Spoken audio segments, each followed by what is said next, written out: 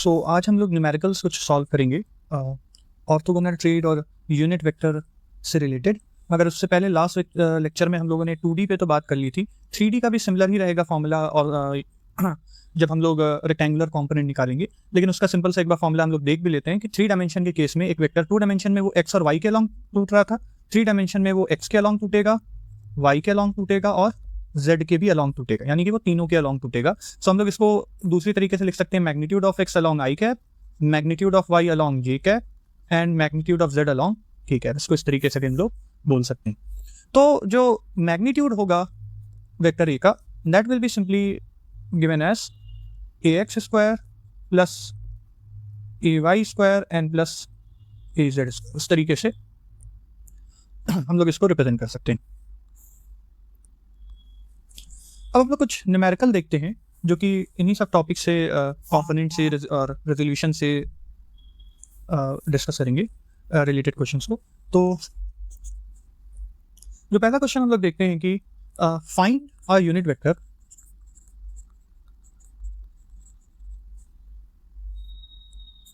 Parallel to combination of, और you can say resultant of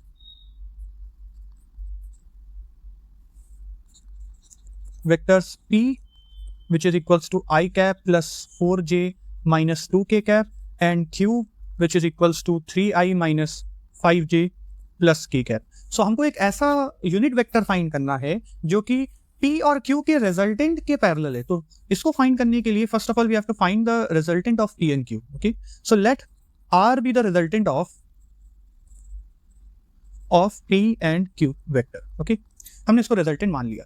तो अब इसका रिजल्टेंट हम लोग फर्स्ट ऑफ ऑल फाइंड कैसे करते हैं वो हम लोग देख लेते हैं। तो जब हम लोग r इसका रिजल्टेंट माना है p और q का, तो देखते हैं कि ये किस तरीके से ऐड अप होगा। ओके, तो पहले हम लोग सिंपली p वेक्टर को नोट कर लेंगे एंड साथ में q वेक्टर को नोट कर लेंगे। नाउ कंपोनेंट्स इस तरीके से ऐड होते हैं, ऑर्थोगोनल जो ट्रेड्स होते हैं उस तरीके से ऐड होते हैं कि i में सिंपली i ऐड होगा, j में j ऐड होगा, या मे बी अगर नेगेटिव है तो सब्सट्रैक्ट होगा, एंड k में k। तो देख लेते हैं किस तरीके से होगा। It will be i plus 3i 4j minus 5j and minus 2k plus k।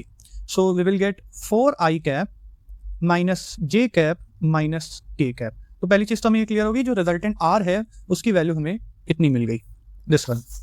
Okay, now अब हम लोग इसका सबसे पहले मैग्नीट्यूड फाइंड कर लेंगे r का कितना है, एंड टू फाइंड इट इसका हम लोग मैग्नीट्यूड निकालने का तरीका ऊपर ही हमने अभी मेंशन किया है, under root x square ay z square. तो x के अलॉन्ग जो ax का रोल प्ले कर रहा है वो 4 है, यहाँ पे कुछ नहीं तो ये -1 है, and this is also -1। So it will be under root 4 square plus -1 square plus -1 square. So it will be under root में 16 plus 1 plus 1, we can call it root 18।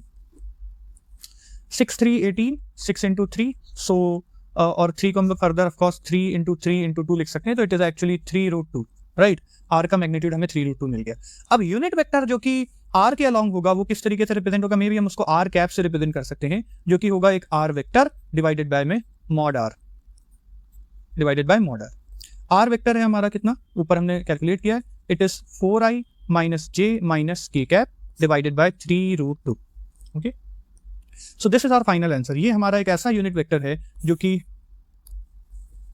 हमारे दिए गए दो वेक्टर के रिजल्टेंट के अलॉन्ग पॉइंट आउट कर रहा है।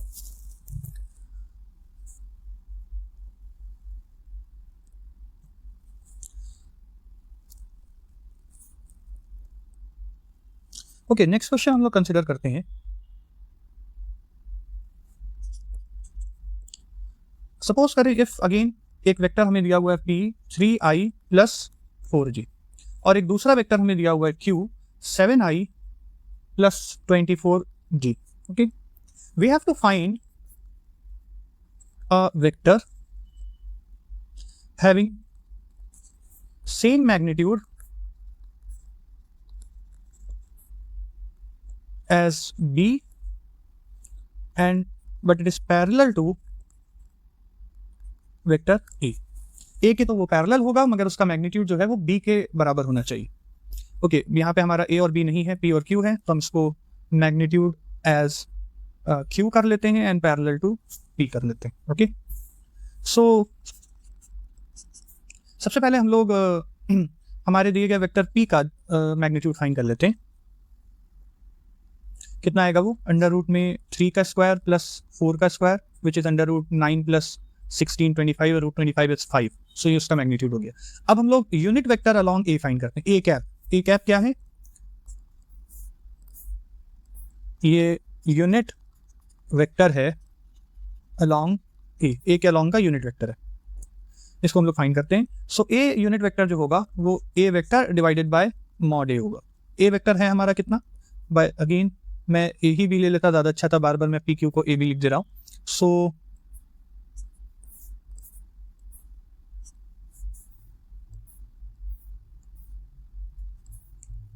सब तो ये P है, तो P अपॉन में P. ओके, सो ये P वेक्टर हमारा है कितना, it is 3i plus 4j divided by 5. So it will be, we can say 3/5 i cap plus 4/5 j cap, अगर हम इसको एलसीएम पे लगा दें. नाउ हमको इतना तो मिल गया कि P कैप कितना है, यानी कि एक यूनिट वेक्टर जो P के अलॉन्ग पॉइंट आउट कर रहा है, हमें उसकी वैल्यू मिल गई. मतलब हमको क्या मिल गया है, ये बेसिकली हम इसको सिंपली कह सकते हैं डायरेक्शन मिल गई है, डायरेक्शन ऑफ P. अब हमें मैग्नीट्यूड हमें चाहिए Q का, पैरेलल P के रखने के लिए P की डायरेक्शन हमें चाहिए थी जो हमें मिल चुकी. अब हमें Q का मैग्नीट्यूड चाहिए, तो Q का मैग्नीट्यूड हम कैसे निकालेंगे, अंडर रूट में Q का पहला कंपोनेंट है 7 का स्क्वायर और दूसरा कंपोनेंट है 24 का स्क्वायर. इसको सॉल्व कर लेंगे.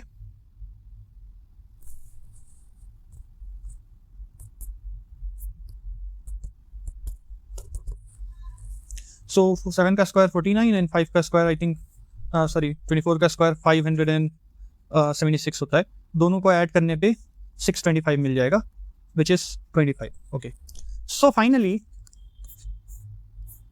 अ vector having magnitude of Q and direction और you can say parallel to P is given by, इसको इस तरीके से दिया जाएगा. हमारा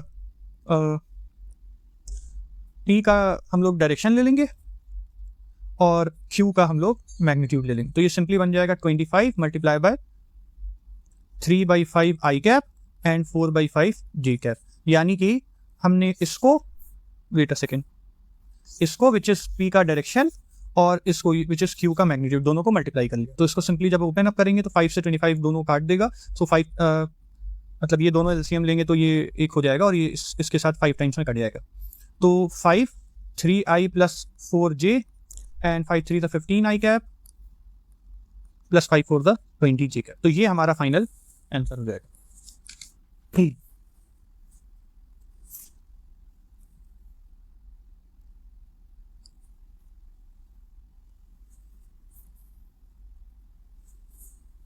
नेक्स्ट हम लोग एक क्वेश्चन कंसिडर करते हैं.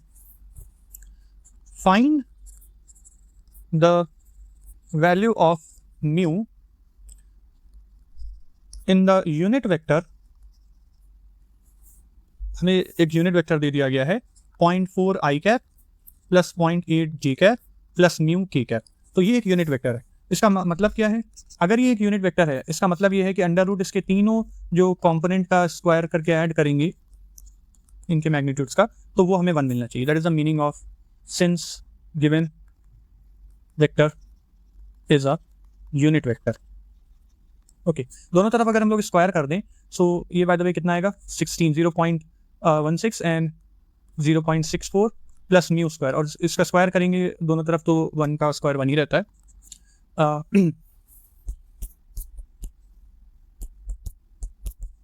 ये दोनों ऐड होके 0.80 दे देगा. 80 को 80 ना सिर्फ 0.8 भी लिख देंगे तो कोई प्रॉब्लम नहीं है.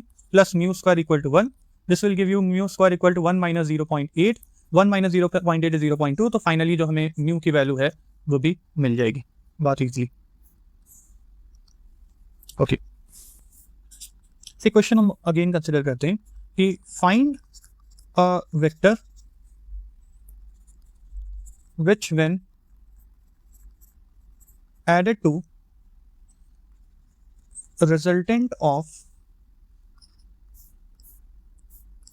P which is 2i minus 4j minus 6k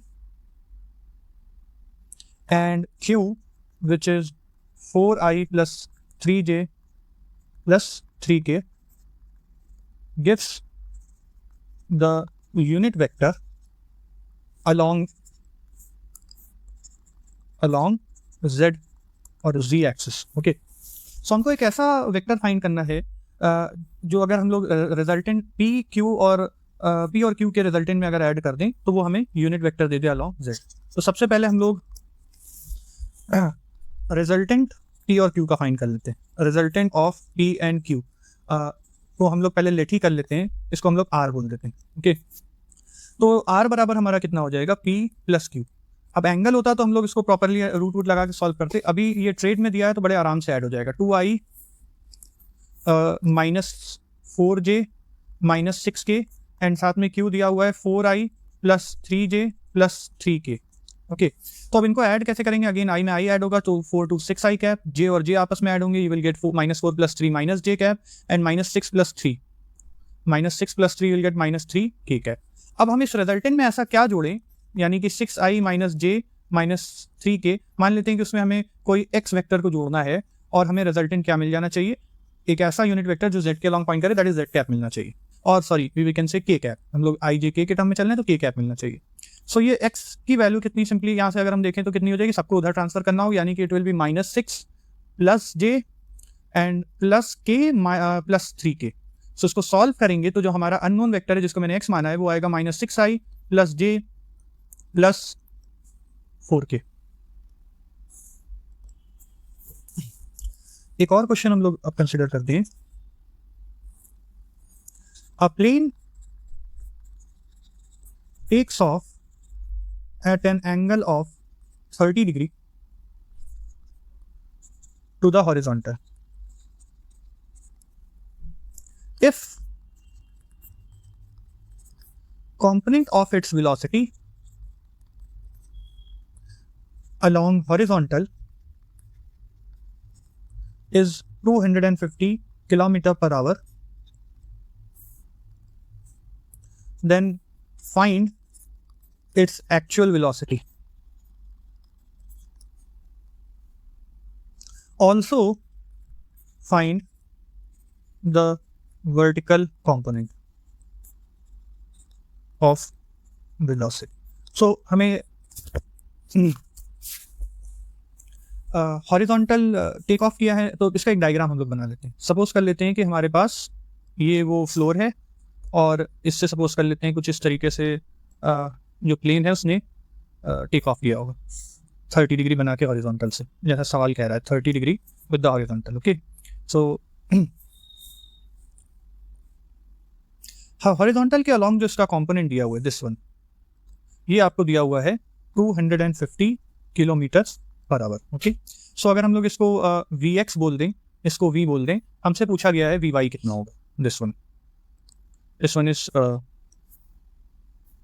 wait Vy हमसे पूछा गया है और साथ में V भी पूछा गया है। तो हमें हॉरिजॉन्टल कंपोनेंट के बारे में पता है कि फॉर्मूला अगर हम देखें याद होगा तो Ax को हम लोग कह सकते हैं A cos थीटा। तो यहाँ पे Ax की जगह Vx है तो वो हो जाएगा V cos theta. Theta of course हमें दिख भी रहा है 30 डिग्री है, तो सिंपली अगर हम यहाँ से V की वैल्यू निकालें तो वो Vx अपॉन cos 30 आएगा। cos 30 की वैल्यू 1/2 होती है और cos 30 की वैल्यू √3/2 होती है एक्चुअली। तो जब इसमें वैल्यू को हम लोग पुट करेंगे तो V बराबर आ जाएगा 250 अपॉन में √3/2, सो it will be simply 500 upon में √3 किलोमीटर पर आवर। सिमिलरली अगर हम लोग Vy को फाइंड करना चाहें तो we can write it V sin theta. V हमें कितना मिला है, V हमें मिल चुका है 500 अपॉन में √3 एंड sin 30, सो 500 अपॉन में √3 मल्टीप्लाई बाय sin 30